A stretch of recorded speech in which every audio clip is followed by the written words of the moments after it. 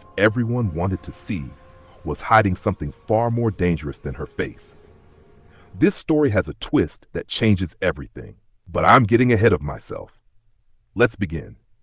The plague, 7 years ago. When Princess Celeste was 12 years old, a deadly plague swept through the kingdom of Almarra. Little Celeste watched from her tower window as death carts rolled through the streets below. She heard mothers wailing for lost children and saw pyres burning day and night.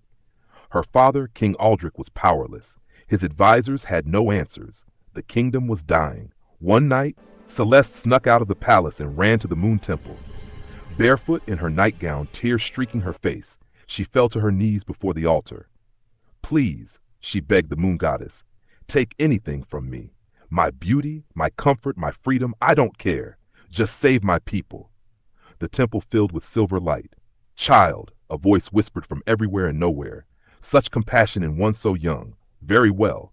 Cover your face until the day you marry, and I will end this plague. But know this, the veil will change you in ways you cannot imagine." "I accept," 12-year-old Celeste said without hesitation. The plague ended within 2 weeks, and Princess Celeste donned a veil of silver silk that would hide her face for the next 7 years. Now 19, Princess Celeste is a mystery wrapped in gossamer and moonlight, fluent in 6 languages, fearless, brilliant, and utterly alone.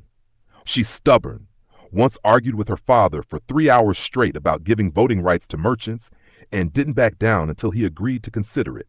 She's rebellious. Her guards have lost count of how many times she snuck out of the palace, and they've given up trying to stop her. But she's also lonely, desperately, achingly lonely, because no one sees her anymore. They see the mystery, the legend, the veiled princess. Suitors arrive weekly from distant kingdoms, princes, dukes, wealthy lords. They all want the same thing, to be the one who finally lifts that veil. At banquets, they stare. They lean forward, squinting, trying to glimpse even a shadow of her features. "Is she beautiful?" they whisper. "Is she scarred from the plague? What could she possibly be hiding?" Celeste sits through these dinners, answering questions about her kingdom, her favorite books, and watches their eyes glaze over as they wait for her to stop talking so they can stare at her veil again. She spots them within minutes, the face hunters, the curiosity seekers, the men who see her as a puzzle to solve, not a person to know. Her lady-in-waiting Marina is her only real friend. Marina's seen her face, of course, helps her dress, braids her hair, but Marina is a servant. The power dynamic makes true friendship complicated.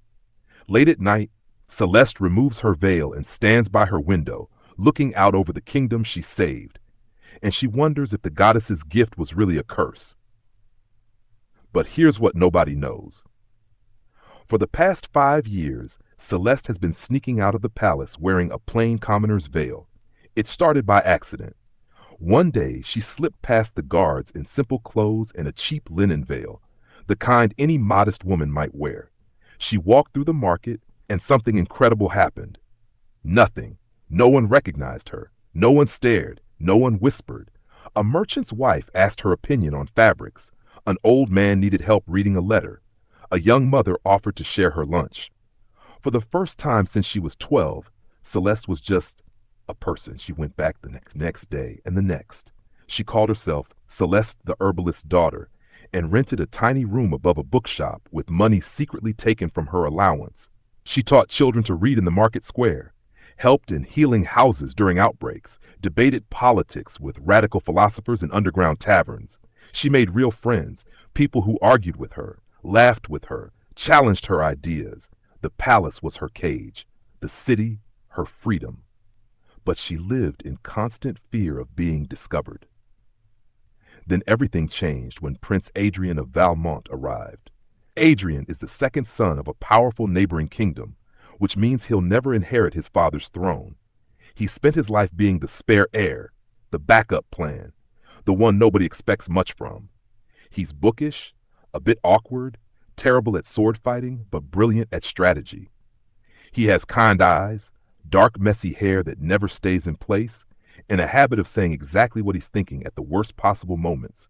His father sent him to court Princess Celeste because you're not doing anything else useful, so you might as well try.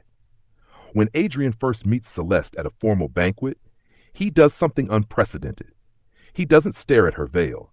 Instead, he notices the book beside her throne, a banned text on reforming monarchy. "You've read the Revolutionary's Handbook?" he blurts out. The other suitors go silent. "You don't mention that book in polite company." "3 times," Celeste replies, sitting up straighter. "Though I disagree with his conclusions about dismantling nobody entirely." "I know!" Adrian interrupts excitedly. He doesn't account for the infrastructure collapse that would cause, but his points about wealth distribution are completely valid, Celeste finishes. They talk through the entire 7-course dinner. The other suitors drift away, bored and confused. Celeste and Adrian debate philosophy, argue about governance, discuss banned books and radical ideas. He challenges her. She challenges him right back. For the first time in 7 years, someone at court is actually talking to her. The complications. Adrian keeps coming back. Day after day, he seeks her out. They walk in the gardens, books under their arms, debating everything from economics to ethics.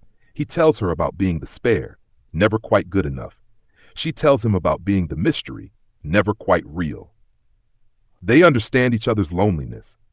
But Celeste is torn, because twice a week, she still sneaks into the city as Celeste the herbalist's daughter, and she's terrified of Adrian discovering her secret. Meanwhile, in the city, Celeste has her own problems. She's joined a group of reformists, people who want to change how the kingdom is run. Give power to the people, limit the monarchy. Their leader, Raven, is a fiery young woman Celeste deeply respects. Raven doesn't know the herbalist's daughter is actually the princess. The princess sits in her tower wearing her mysterious veil, Raven says one night, while real people starve. She's useless, a symbol, nothing more. Celeste wants to defend herself but can't without revealing the truth. It hurts, because Raven is partially right. Back at the palace, King Aldrich grows impatient. "Celeste, you're 19 years old. You fulfilled your vow. The plague is long gone. Choose a husband. Remove the veil. Rule this kingdom properly." "I need more time, father." "Time for what? You've had 7 years. What she can't tell him, she's not ready to give up her freedom. The moment she removes the veil and marries, she'll be trapped forever. But she also can't deny she's falling for Adrian. One evening in the library, Adrian reads aloud from a book of poetry, his delivery hilariously dramatic. Celeste laughs until tears form under her veil. "You know," Adrian says softly, "I don't care what you look like under that veil." Celeste goes still. "I mean it," he continues. "Beautiful, plain, scarred, it doesn't matter. I love talking to you. I love being with you. That's enough." "But what if," Celeste's voice trembles, "what if I never want to remove it?" Adrian considers this seriously. "Then I'd wonder why, and I'd hope you trust me enough to tell me." It's the perfect answer. And that's when Celeste realizes she's in real trouble. She's falling in love. Everything falls apart on a rainy Tuesday. Celeste, disguised as her alter ego, helps at a healing house when a building collapses nearby. She rushes to pull survivors from the rubble, working beside Raven and the reformists. Then she sees him, Prince Adrian, dressed as a commoner, covered in mud and blood, helping dig through debris. Their eyes meet across the wreckage. A beam starts to fall toward a trapped child. Without thinking, they dive forward, holding it just long enough for others to pull the child free. They collapse, breathless. "What are you doing here?" Celeste hisses. "I could ask you the same thing, herbalist's daughter," Adrian replies, eyes knowing. Her blood runs cold. "How long have you known?" "About 3 weeks. You're not as subtle as you think, Your Highness." "Are you going to tell my father? Are you going to tell mine that I've been sneaking out to help commoners instead of courting you properly?" They stare at each other, then laugh, muddy, exhausted laughter. "We're both terrible at this," Adrian says. "The worst," Celeste agrees. But their secret is out. Raven saw them together, saw Adrian call her Your Highness. That night, the reformist group confronts Celeste. "You're the princess?" Raven's voice shakes with betrayal. "This whole time?"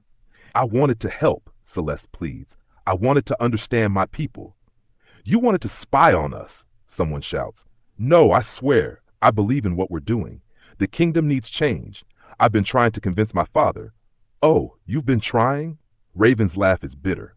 "How noble, while people starve and you play dress up pretending to be one of us." I am one of you. You're a princess in a silver veil who will marry a prince and live in a palace. You'll never be one of us. The words hit like blows. I'm sorry, Celeste whispers. I should have told you. Yes, Raven says coldly. You should have. Now get out. Celeste flees into the night, tears streaming behind her veil. The choice. She runs straight into Adrian, waiting outside. They hate me, she sobs. And they're right, I've been lying to everyone. You're not a fraud, Adrian says firmly. You're someone caught between two worlds, trying to do right. There is no right. If I stay princess, I'm trapped.